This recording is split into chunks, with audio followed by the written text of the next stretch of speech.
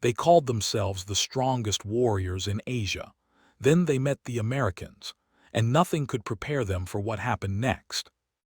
Japanese soldiers in World War II had been told they were unbeatable, that their spirit, their discipline, their willingness to die would defeat any enemy. They'd conquered China, Southeast Asia, the Pacific Islands. They thought they understood war. Then the Americans showed up with something the Japanese had never seen before: industrial power on a scale that seemed impossible. This is the story of what Japanese soldiers actually thought when they faced American military might. And trust me, it's not what you'd expect. Let's go back to December 1941. Japan attacks Pearl Harbor, wipes out a huge chunk of the American Pacific Fleet. In the months after, they take the Philippines, Singapore, Burma, Indonesia, countless Pacific islands. The Japanese military is on fire. They're winning everywhere. Their soldiers are tough, experienced, fanatical. They've been fighting in China since 1937. They know how to fight in jungles, on beaches, in mountains. They're good at this. Japanese soldiers were taught from day one that surrender was worse than death, that dying for the emperor was the highest honor, that Americans were soft, weak, spoiled by easy living. Their training was brutal. We're talking physical abuse, starvation rations, constant humiliation. The idea was to break you down completely, then rebuild you as a weapon. And it worked. Japanese infantry were some of the toughest soldiers in the world. But there was a problem. Japan's entire military strategy was based on spirit over material. They believed that willpower, discipline, and courage could overcome any disadvantage in weapons or supplies. The samurai spirit, Bushido, all that. It sounded great. It worked against China, which had even less industrial capacity than Japan. It worked against colonial powers in Asia who were already stretched thin fighting Germany and Europe. It absolutely did not work against America. Here's something most people don't realize. Japan's entire economy in 1941 was smaller than just the state of New York. America could produce more steel in a year than Japan could in 5. More oil, more rubber, more copper, more everything. But Japanese military leaders thought this didn't matter. They thought American soldiers were too soft to fight. That after a few defeats, America would negotiate peace and let Japan keep its conquests. They were so wrong it's almost funny. Except it's not funny when you're the soldier who has to learn this lesson the hard way. Let me tell you about Guadalcanal. August 1942. The Americans land on this nothing island in the Solomon Chain. It's got a half-built airfield on it. Jungle, beaches, mosquitoes. The Japanese have about 2,000 troops there, mostly construction workers and engineers. They weren't expecting a fight. The Americans show up with 11,000 Marines. The Japanese commanders back at headquarters are furious. How dare the Americans attack? Fine. They'll send reinforcements and throw them back into the sea. Easy. They've done it before. They send 1,000 troops, elite soldiers, to retake the airfield in a night attack. A Japanese soldier named Nishino was in that attack. He survived the war and wrote about it later. He said his officers told them the Americans were cowards, that they'd panic in a night fight, that a banzai charge would break them. So that's what they did. Fixed bayonets, screaming at the top of their lungs, charging through the jungle at American positions. The Americans had machine guns set up in interlocking fields of fire. They had artillery pre-ranged on likely approach routes. They had illumination flares. When the Japanese charged, the Americans just lit them up. Nishino said it was like running into a wall of metal, bullets everywhere, explosions, screaming. He hit the ground and just lay there while men died all around him. Out of 1,000 men in that attack, more than 800 were killed. The Americans lost 35. Nishino said that's when he first started to doubt what his officers had told him. These weren't cowards. These were soldiers who knew what they were doing, and they had so much ammunition they could just fire and never stop. In the Japanese army, you had to conserve ammunition, make every shot count. The Americans didn't seem to care. They'd fire hundreds of rounds at a single target. But the Japanese commanders didn't learn. They kept sending reinforcements. Small groups, a few thousand at a time. The Americans kept killing them. The Japanese tried night attacks, day attacks, infiltration, frontal assault. Nothing worked. Meanwhile, the Americans were building up supplies. Ships came in every day unloading food, ammunition, equipment, vehicles. The Japanese had to sneak supplies in on fast destroyers at night, and even then half the time American planes would sink them. A soldier named Tamura wrote in his diary about the supply situation. He said by October 1942, 3 months into the battle, his unit was starving. They were down to a handful of rice per day. They'd eaten all the coconuts on their side of the island. Some men were trying to eat grass. Meanwhile, they could see the American side. Lights at night. They could smell food cooking. They could hear trucks moving around. Tamura wrote that it felt like they were from two different worlds. The Japanese side was dying, starving, sick with malaria and dysentery. The American side looked like a construction site, like they were building a city. He couldn't understand where it all came from. How did they have so much stuff? The answer was simple but devastating. America's industrial capacity was so massive that supplying troops on the other side of the world was just a logistics problem, not an actual limitation. Japan was straining its entire economy to supply one island. America was barely trying. By February 1943, Japan evacuated what was left of its troops from Guadalcanal. They'd sent about 36,000 soldiers to the island. They evacuated about 11,000. The rest were dead, mostly from starvation and disease. The Americans had lost about 7,000 killed and wounded, but they were stronger at the end than at the beginning. More men, more equipment, total control. Japanese soldiers who survived Guadalcanal and went to other battles carried this knowledge with them. The Americans had everything. Infinite bullets, infinite food, infinite replacements. Fighting them was like fighting the ocean. You could kill individual soldiers, win individual battles, but they just kept coming with more and more stuff. Let me tell you about the island hopping campaign. After Guadalcanal, the Americans developed a strategy. Instead of taking every Japanese-held island, they'd take key ones and bypass the rest, cut them off, let them starve, then move on. It was efficient, it was brutal, and it drove Japanese soldiers crazy. Imagine you're a Japanese soldier on some island garrison. You've been there for a year, it's boring but safe. Then one day you get word that the Americans took the island to your east. Okay, fine. Then they take the island to your west. Now you're cut off. No supplies coming. No reinforcements. No way to leave. You're just sitting there with orders to defend the island to the death. Except the Americans never come. They just sail past. You can see their ships on the horizon sometimes. They've left you to rot. You and 5,000 other soldiers. And slowly, over months, your food runs out. Your ammunition runs out. Your medicine runs out. People start dying of disease. Starvation. Some soldiers kill themselves because at least that's an honorable death, better than wasting away. This happened on dozens of islands. Tens of thousands of Japanese soldiers just abandoned. Some of these garrisons didn't even know the war was over in 1945. They sat on their islands, starving, dying, waiting for orders that would never come. A soldier named Yaka hid in the jungles of Guam until 1972. 27 years after the war ended. When they found him, he was like a skeleton. He'd been living on rats, coconuts, whatever he could find. He said he knew the war was probably over, but he was too ashamed to surrender. Better to die hiding than live with dishonor. That's what the Japanese military did to its own soldiers.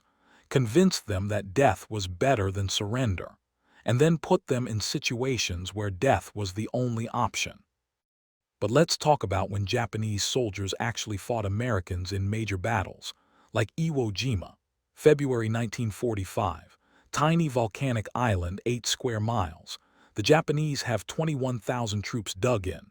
Miles of tunnels, hundreds of bunkers, every inch of the island pre-ranged for artillery. The commander, Kurabayashi, is a smart guy.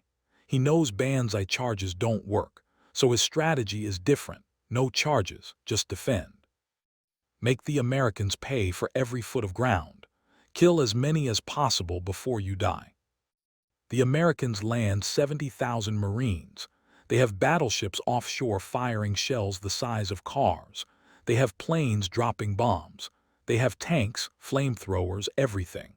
The Japanese soldiers in their bunkers are sitting there feeling the island shake from the bombardment. For 3 days before the landing, the Navy just pounds the island. Non-stop explosions. A soldier named Kumagaya survived Iwo Jima and was captured. He said the bombardment was like living inside a drum while someone beats it with hammers. You couldn't think, couldn't hear, just constant noise and shaking. He said men went crazy, just sat there screaming. Some killed themselves just to make it stop. Then the Americans landed, and the Japanese plan almost worked. Almost. They stayed hidden in their bunkers and tunnels, let the Marines get inland, then opened fire from positions the Americans thought they'd already cleared. It was hell for the Marines. Every cave, every bunker had to be cleared with grenades and flamethrowers. The Japanese fought for every inch. But here's the thing, the Americans just kept coming. A Marine squad would take casualties clearing a bunker. They'd call for reinforcements. More Marines would show up. They'd call for a tank. A tank would show up. They'd call for engineers with explosives. They'd show up. Whatever the Marines needed, they got. Kumagaya said from his bunker it looked like the Americans had infinite soldiers. His unit would kill 5, 10, 15 Marines. More would come. They'd destroy a tank. Another would show up. Meanwhile, his unit was getting smaller. No reinforcements, no resupply, just slowly getting whittled down. He said by the 3rd week, his unit was down to 20 men from over 200. They'd connected their bunker to a tunnel system and were moving around underground to avoid the flamethrowers. They had almost no food. Water was collected from condensation on the tunnel walls. Ammunition was running low. The plan was to keep fighting until everyone was dead. Then a satchel charge blew the entrance to their tunnel. Marines came in with flamethrowers. Kumagaya's clothes caught fire. He jumped out of the tunnel with his hands up. He became a prisoner. Out of his entire unit, he was one of maybe 5 who survived. Iwo Jima took 36 days. All but about 200 of the 21,000 Japanese defenders died. The Americans took over 26,000 casualties, including almost 7,000 killed. It was one of the bloodiest battles in the Pacific, and from the Japanese perspective, it proved their strategy was pointless. Yes, they killed a lot of Americans, but the Americans won anyway, took the island, built an airfield, used it to bomb Japan. All those deaths accomplished nothing. The Japanese soldiers knew this. They weren't stupid. They could see they were losing, but they'd been told surrender was unthinkable, so they kept fighting, kept dying, because what else could they do? Let's talk about Okinawa. April to June 1945. Bigger island, closer to Japan. Over 100,000 Japanese troops, plus tens of thousands of local militia. The Americans land with 180,000 soldiers and Marines. This is the last major battle before the planned invasion of mainland Japan. The Japanese strategy on Okinawa was even more defensive than Iwo Jima. Deep bunkers, tunnels connecting everything. Let the Americans land unopposed, then make them fight for every yard. Meanwhile, send kamikaze planes to sink the ships offshore. Cut the Americans off from their supplies. A soldier named Shimura was in the defense of Shuri Castle, the center of the Japanese line. He said his unit was in a bunker complex that had been built into the hillside. Multiple levels, reinforced with concrete and steel. They had food for maybe 2 months, ammunition for longer, medical supplies, water storage, everything. The plan was to hold out as long as possible. The Americans attacked with everything. Artillery fired so much that Shimura said the ground turned to powder. No grass, no trees, just mud and craters. His bunker shook constantly. Pieces of concrete would fall from the ceiling. The noise was so loud you had to yell right into someone's ear to be heard. But the bunker held. The Americans couldn't just blow it up. They had to send infantry in. Every room was a fight. The Japanese had prepared for this. Interlocking fields of fire, grenades rigged as booby traps. It was brutal close-quarters fighting. Shimura said what got him wasn't the fighting. It was the waiting. Hours of sitting in the dark, listening to explosions, waiting for Americans to break through. Some men in his unit started talking to themselves, seeing things that weren't there. The stress just broke them. The other thing that got to him was the waste. The Americans would fire artillery for hours before an attack. Thousands of shells, more explosives than Shimura had seen in his entire life. Then they'd attack. If they got pushed back, they'd just do it again the next day. Same amount of shells, same attack. They never seemed to run out. Meanwhile, the Japanese were rationing everything. 10 bullets per man per day. Rice balls that were more water than rice. When someone died, you'd take their ammunition. That's how tight supplies were. Shimura's bunker held for 3 weeks. Then an American tank fired point-blank into one of the entrances. The blast killed 8 men and collapsed part of the tunnel. Gas from the explosion filled the bunker. Men were choking, couldn't breathe. The Americans poured gasoline into the entrance and lit it on fire. Now the choice was burn to death or get out. Shimura and 12 others tried to escape through a back tunnel. American soldiers were waiting. He said he came out coughing, couldn't see, barely able to stand. He expected to be shot. Instead, they grabbed him, tied his hands, and carried him away from the fighting. Gave him water, treated the burns on his arms. He said that was one of the most confusing moments of his life. He'd been taught Americans would torture prisoners, execute them. Instead, they gave him medical care, fed him, put him in a POW camp that had more food than he'd seen in months. It didn't make sense. Okinawa fell after 82 days. Over 100,000 Japanese soldiers dead, around 12,000 Americans killed. But again, the Americans won. Took the island, started building bases for the invasion of Japan. All those Japanese deaths bought nothing but time. And here's the thing Japanese soldiers realized toward the end of the war. All their courage, all their willingness to die, all their Bushido spirit, none of it mattered. The Americans were going to win because they had more stuff. More bullets, more shells, more planes, more ships, more everything. You can't beat that with bravery. You just can't. A lot of Japanese soldiers who survived felt bitter about this. They'd been told spirit could overcome material, that Japanese soldiers were superior because of their training and mindset. Turns out having 10 times more artillery matters a lot more than being willing to die. After the war, when Japanese POWs were interviewed, a common theme came up. Respect for American soldiers mixed with anger at their own leadership. The Americans weren't the weak cowards they'd been told about. They were professional, well-trained, well-equipped. They didn't do suicidal charges. They used tactics that made sense. When something didn't work, they tried something else.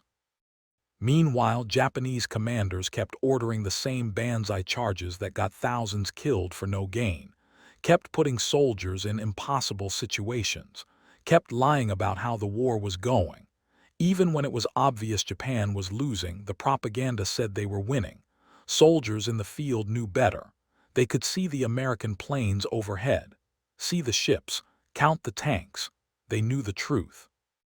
One POW, an officer named Watanabe, told his interrogators that by 1944, every Japanese soldier knew the war was lost.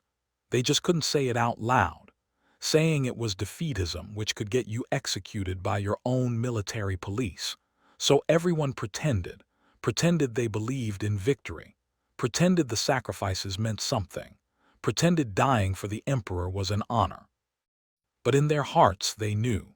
They were being thrown into a meat grinder, and the American meat grinder was powered by factories they couldn't bomb, using resources they couldn't cut off, manned by soldiers who would be replaced as fast as they died. It was unwinnable. It had always been unwinnable. The atomic bombs in August 1945 were almost a relief for a lot of Japanese soldiers, not because they were glad their cities got destroyed, but because it gave Japan an excuse to surrender. The emperor could say we fought with honor, but this new weapon is too terrible, so we must stop. It let everyone save face. Without the bombs, the war would have continued. The Americans were planning to invade mainland Japan in November 1945. The Japanese military was preparing to arm civilians with bamboo spears and tell them to fight to the death. Millions would have died. The atomic bombs, horrible as they were, probably saved lives on both sides by ending the war.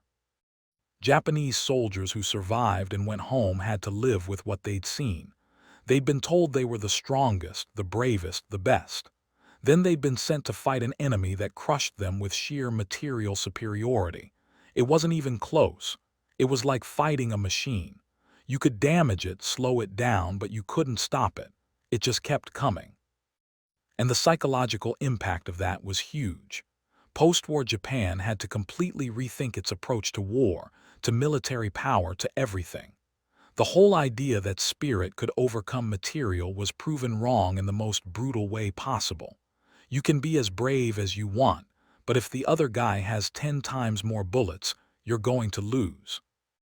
That's the lesson Japanese soldiers learned fighting Americans in World War II. It wasn't about courage or training or fighting spirit. It was about who could build more tanks, who could train more pilots, who could ship more supplies across the ocean. War in the industrial age wasn't about warriors. It was about factories. And America had the factories. Subscribe for the next one.